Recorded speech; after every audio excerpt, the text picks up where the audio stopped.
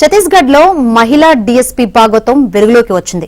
DSP కల్పన తన వద్ద నుంచి 2 కోట్లు కాజేసిందని దీపక్ థండన్ అనే వ్యాపారవేత్త పోలీసులకు ఫిర్యాదు చేశాడు. అక్కడితో ఆగకుండా తన భార్యకు విడాకులిచ్చి పెళ్లి చేసుకోవాలని వేధిస్తోందని ఫిర్యాదులో పేర్కొన్నారు.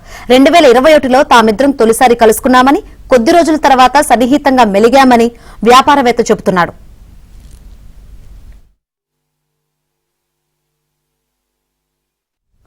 డీఎస్పీ కల్పనకు 12 లక్షల విలువైన డైమండ్ రింగ్, 22 లక్షల విలువైన కారును గిఫ్ట్ గా ఇచ్చానన్నారు. కాగా ఇప్పుడు తన భార్యకు విడాకులిచ్చి తనను పెళ్లి చేసుకోవాలని వేధిస్తుందని తెలిపారు. అయితే ఈ వ్యాఖ్యలను డీఎస్పీ కల్పన కొట్టిపాడేసింది. ఈ వ్యాఖ్యలన్నీ నిరాధారమైనవని తెలిపింది.